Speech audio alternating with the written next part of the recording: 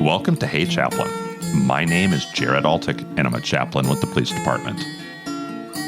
This is our special Christmas episode, and I have a returning guest for you today. Police Chaplain Mark Femmel from St. Louis, Missouri is joining us to talk about the special efforts that police officers make, going on ride-alongs, and he has a special Christmas message for you. Here's Chaplain Mark Femmel. Hello, Mark. How are you today? Hey, Chaplain. Podcast. Thanks for having me on. This is an amazing podcast, and I love all the good that you do. Not just here, but along the way. You're an awesome guy. Inspiration. Thank you. Thank you. So tell me what's been going on in St. Louis recently with you. So personally, things are going well. I'm a parish pastor. That's my regular role. I'd say midnight to midnight. You know, our shifts are 24 hours, 7 days a week.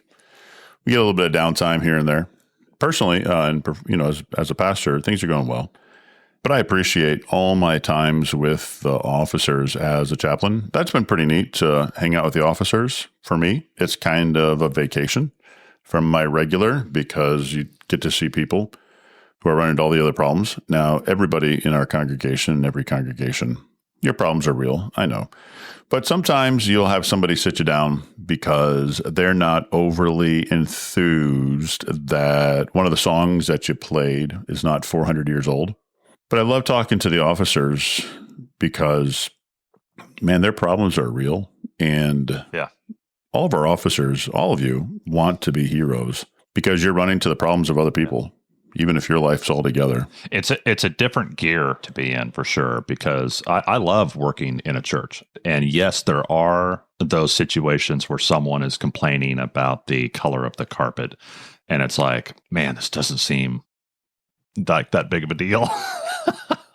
But yeah, switching gears over to the police department, there is a realness to it because you're there on everybody's worst day. And that intensifies things, and so that's a much different gear. Where as a church pastor, you know, it's the highs and the lows and everything in between. And you get a lot of mundane mixed in, and it honestly helps because you'll see some just horrific situation, and then you'll go back to your own life and you'll say, "Man, this situation is not that bad." You know? Yes. Yeah. Perspective. Yep. Right. I'm not saying, hey, ride along with the cops for therapy, but it's a higher gear. It's intense. It's fun. It's exhilarating. Yeah. And they are usually ready to have real honest and real intense conversations right away. And a lot of our cops, they will have intensely deep conversations right away. And I love that. I just love that. What kind of calls have you been having in recent months? Just like what category, what type of calls are you being called out on? So as a chaplain here in St. Louis, I'm with the county, and I'm also with the Maryland Heights Police Department. Of course, none of my opinions and views expressed indicate any of those organizations' official positions or unofficial positions. I'm just a volunteer. That said, it's been very smooth riding along with our officers lately because both departments, they're very good, they're very well trained, they're very well run, excellent people in those departments, and they're just kind of keeping business under control. It's been beautiful. Can I share one story? Sure. Go. Yeah, please do. Cool. So one time recently, we were riding along and we got a call that an unaccompanied minor, approximately 10 years old, was seen in the neighborhood just walking around. And so they called the police, and the person who recalled this in, they were driving through the neighborhood and saw this kid, took a picture and sent it to the police with a call. And she just kept driving. And so if she had just waited 90 seconds, it would have saved all the cops in the area from having to comb the neighborhood looking for this kiddo. But she didn't, you know, just doing her own thing, living her own life, not her problem. So we're cruising around looking for this kiddo. And there must have been 12 cruisers, 12 officers, plus command, rolling around, going neighborhood to neighborhood, going to the school, asking, hey, do any of you know this kid? They're like, nah, we don't know that kid. So either they're homeschooled or the administration just didn't care. And this kid was walking on barefoot. So as some of the officers are doing that, some of the officers are even going door to door. Now, at this point, everyone's kind of figuring out kid's home or he's already at school, so everything's fine. But as they're going door to door because it's the right thing to do, they're also just doing some positive, people connections and civilian population and citizen contacts to make sure that, hey, we're the good guys. We're here for you. And this old guy goes, oh, yeah, I see that kid walk up and down this street all day long. In the morning before school, he walks down to the gas station. He goes and buys a slushie or a hot dog or one of those energy drinks. And then he walks back up. And they said, well, sir, he in the picture, he doesn't have shoes. Oh, that kid never wears shoes. Sometimes doesn't even have a shirt. And they're like, okay. So it's just what this kid does. So at this point, the officers are kind of piecing together. That's just what this kid does. And so somebody who doesn't usually is driving around saw this. And I am frustrated that the person who took a picture of this kid didn't just hang around 90 more seconds for the police to respond to a lost child call, and they could have saved everybody so much time. Now, I was getting frustrated about that, but none of the other officers were. They were just kind of used to it. They were just kind of used to not depending on people doing the right thing. But the officers, I said, hey, who's got to be involved to let you all go back to your beats? And they said, that's a captain's decision. And I thought, how neat. Our officers are so dedicated to doing what's right. So dedicated to being the heroes that even if they know the problem's over, they're still going to do whatever it takes. But what's so striking to me is not once did the officers, any of the officers, since I'm talking to all of them, we're kind of regrouping, none of them said, this is dumb. Let's just sit in our cars and watch some YouTube and wait for the captain to call off the search. Because the only person who could call off the search and say, okay, well, so be it, was the captain who's in charge of the precinct. But not one time did any of the officers go, I'm going to go park under that tree, catch up on a nap, play some video games. Not once. And the reason why I wanted to bring this story today is to the officers. If that kid had gotten kidnapped, or that kid had gotten taken, or that kid had, fallen into a ditch and just didn't know to call for help, y'all kept doing the right thing. And that's not just this department. It's just the policing culture to just do the right thing. I just absolutely adore that y'all, you just do the right thing. You just do the right thing. And you always err on the side of what's just a little extra farther. Jesus calls us to go that extra mile, and y'all run the extra 10 miles. I love it. You're heroes. Yeah. I am often in that car with the police officers watching them work. And I feel like I would do the right thing in most circumstances, but many times I would give up, quit, or redirect my efforts before they would. They just keep going, keep doing the right thing frequently. And I'm not saying every officer is perfect, but man, I'm impressed with how frequently I experience the same thing that you just described.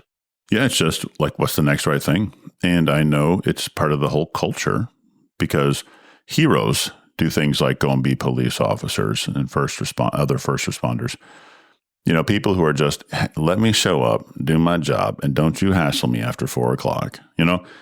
Those people don't become police officers. And so I love that culture is a part of policing across the nation. I don't know around the world, but certainly across our nation. As I talk to other chaplains, and I've heard your episodes, and if you are new to the Hey Chaplain podcast, please go back and listen to a bunch of episodes.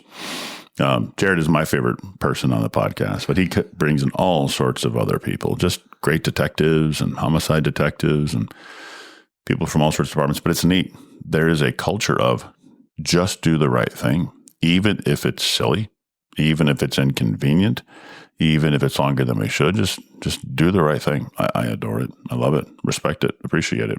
This is real policing, and this is the stuff that nobody sees, which is why I love being a chaplain, because I love collecting these stories.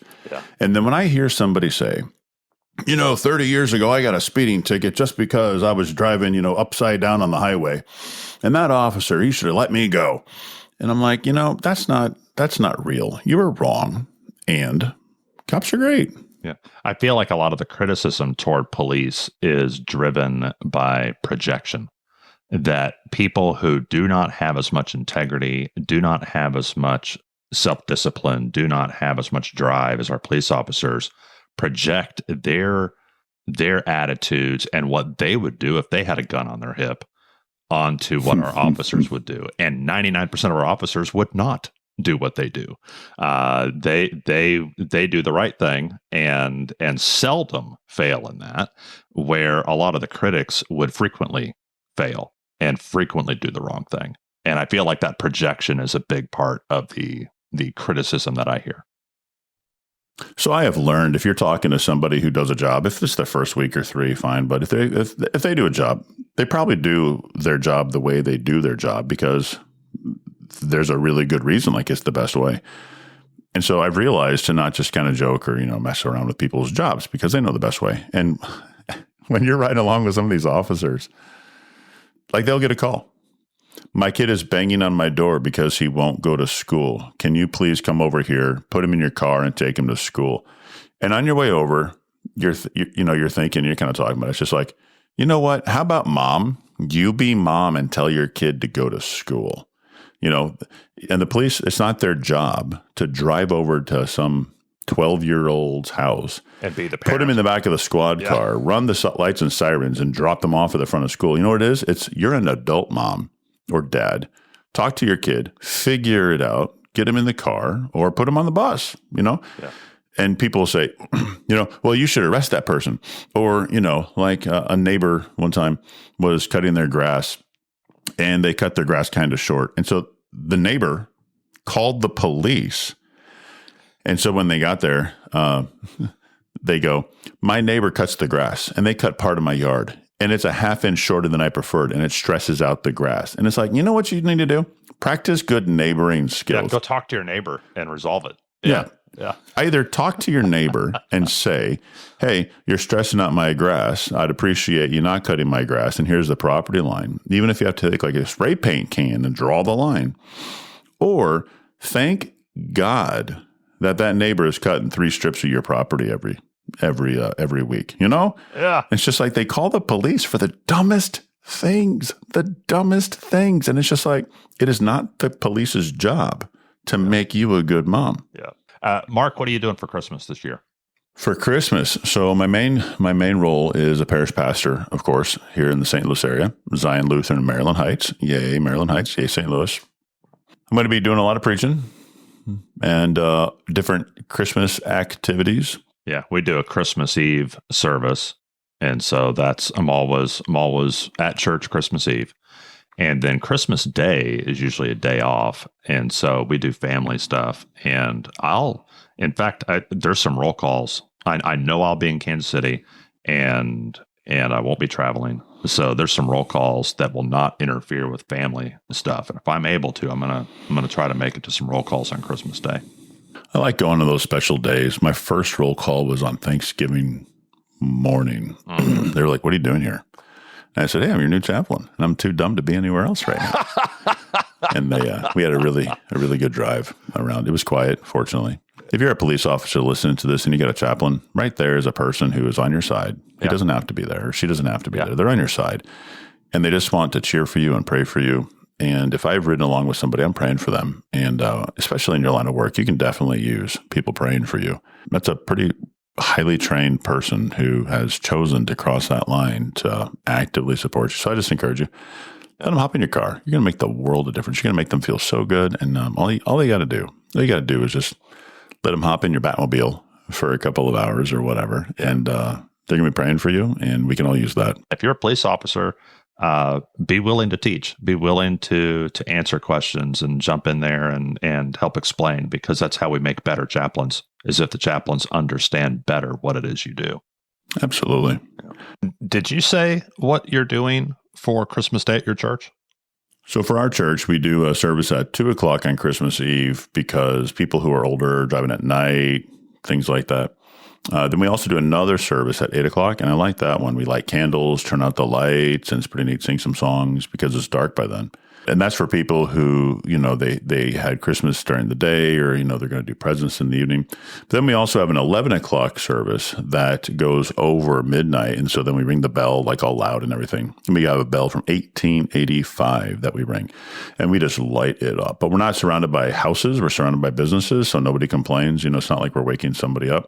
So we do that on Christmas Eve. So we get out around like 12:30. And then We have a service on Christmas Day at 10 o'clock.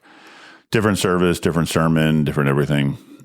Same address, but everything else is customized for Christmas Day.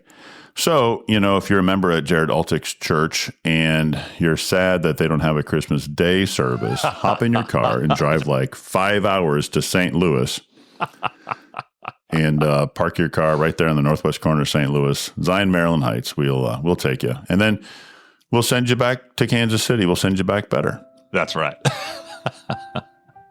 That's excellent. Mark, if I give you the opportunity to speak to police officers around the country and around the world, what would your Christmas message be to them? So I've been rolling around with a couple of police departments here in the St. Louis area for about 5 years each, and I try to get there every week or two. And it's a whole volunteer thing, and other things, sometimes take my time, but I love it. But I've noticed that police officers, y'all can get pretty frustrated because 100% of the people that you have to bump into are either people making very bad decisions, struggling very much, and the other part are people who are also running to everybody's worst day. And only 5% of the population desperately needs you to go there and stop them from becoming a worse version of themselves. The other 95%, and that's not a statistic I'm just making up, that's the real statistic, and you hear this, that other 95%, those are the 19 houses that you drive past to get to that one house or more. That's the 19 cars that don't need you to pull them over. And it's hard to see them because you're running so fast to the people who are making bad decisions and becoming a worse version of themselves. About that 95%, they're thankful this Christmas because of things that you do. Whether they are just remembering some story that the roommate's cousin told them 30 years ago, and that's why they're just like, I don't like the police. Even they are thankful this Christmas for things that they had because of you. So they had a great year at school, or they were able to graduate early because you kept people from walking around their campuses and selling them drugs. You kept people from running across the border and kidnapping them and whisking them off to somewhere else. You kept them from getting invited to go carjack somebody or getting carjacked on the way to school or shooting up a bus because you showed up for duty. So whether that 95% absolutely loves you or not, they're thankful because you stepped up. You were the heroes. You're on Team God. Now, I know many of you are frustrated because not everything is pretty, not everything is tidy, not everything is neat. As frustrated as you are, so was Jesus. He was born into this world, and they kept him poor, and they made fun of him, and they attacked him, and they even screamed to crucify him, even when he had forgiven them and healed some of them and even raised some of their kids from the dead. He knows how nasty the world this is. And as he's in heaven, one of the things that he's doing is he's at work through you. And when you hold that wall, you are delighting the heart of God. And so 95% of our community is thankful this Christmas because of things that you have done and the things that you continue to do and continue to let happen. Even that other 5% is thankful because if you were not holding the line, they would become worse versions of themselves, doing even worse things. Instead of a carjacking, it might be a home invasion and torture. Instead of an arson, it might be building bombs and blowing up schools. Which means 100% of our community, even the people who desperately need you to walk in and connect them to services that they're not wise enough to get for themselves, 100% of our community is thankful for a lot of things because of you. So thank you for faithfully serving this entire year. Thank you for delighting the heart of God. And thank you for being the people who are making this Christmas phenomenal, fantastic, and calm. So on behalf of the 95%, thank you and Merry Christmas. On behalf of that 5% that you keep from becoming a worse version of themselves, thank you and Merry Christmas. And on behalf of God and all the company of heaven, all the angels and all those who have gone before us, because you are making this world less hellish than it can be. You're giving us peaks of heaven. So on behalf of God and all the company of heaven, thank you, and Merry Christmas. Merry Christmas, Mark. Merry Christmas, Jared.